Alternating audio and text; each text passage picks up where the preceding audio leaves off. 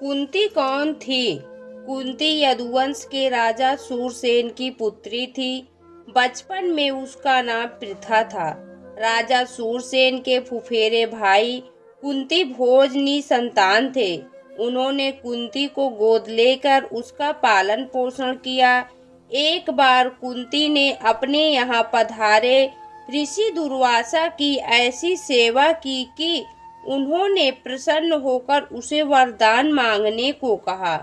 दुर्वासा ने कुंती को वर देते हुए कहा, मैं तुम्हें ऐसा देवी मंत्र दे रहा हूँ जिसका प्रयोग कर तुम किसी भी देवता को आमंत्रित कर सकती हो। इसका प्रयोग आवश्यकता पड़ने पर ही करना।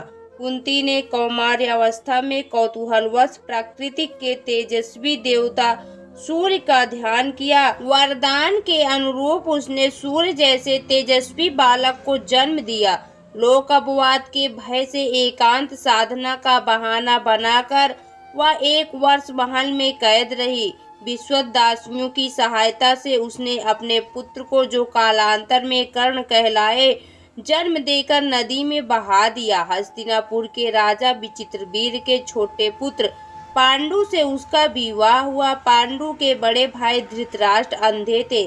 पांडु ने अपने पराक्रम से अनेक राज्यों को जीता था।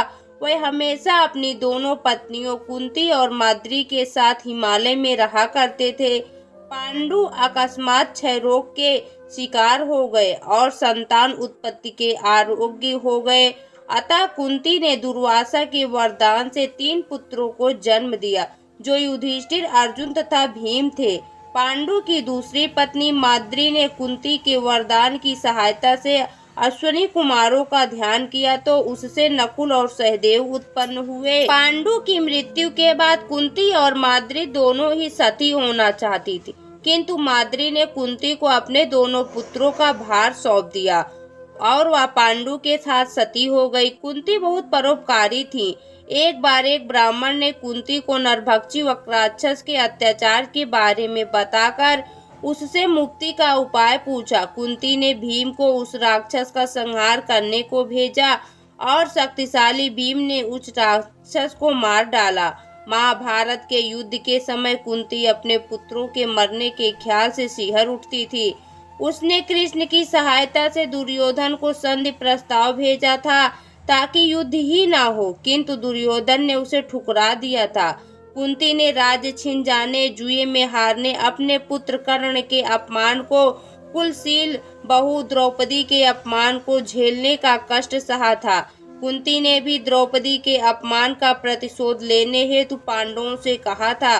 कौरवों द्वारा लाक्षागृह में आग लगाए जाने पर किसी तरह उसने तथा 5 पांडवों ने अपनी जान बचाई थी। कुंती ने अनजाने में ही अपनी बहू द्रौपदी को 5 पांडवों की पत्नी बनने के वचन से बांध दिया था। कुंती पुत्र होकर भी कर्ण जीवन भर लोक निंदा के भय से अपमान और दुख सहता रहा।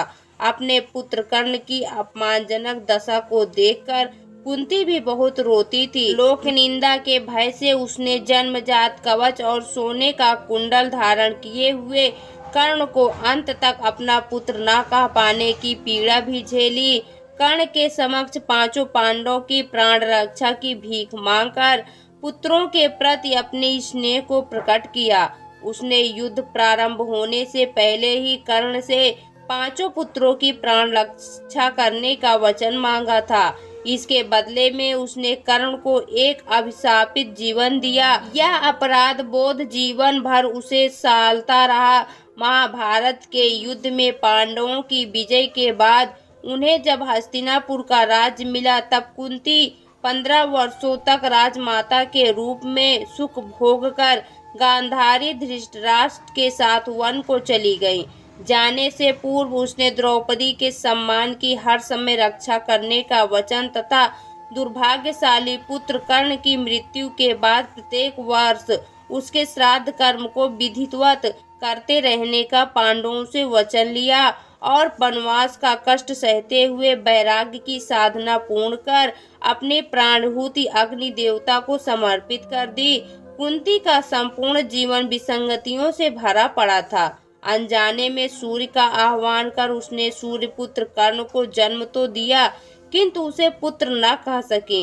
कर्ण अभिशप्त जीवन जीता रहा। कर्ण को अभिशप्त जीवन जीते देखकर इसी पीड़ा में आजीवन घुलती रही। अपने समस्त पुत्रों के बदले में कर्ण का बलिदान उसके लिए बहुत कष्टदायक था। उसने समय और परिस्थिति के अनुरूप अपनी विचारों और कार्यों में संतुलन बनाए रखा। तो दोस्तों, आपको यह पौराणिक कथा कैसी लगी कमेंट बॉक्स में ज़रूर बताएं। वीडियो को लाइक करें, शेयर करें और हमारे चैनल को सब्सक्राइब करना न भूलें। वीडियो देखने के लिए आपका बहुत बहुत धन्यवाद।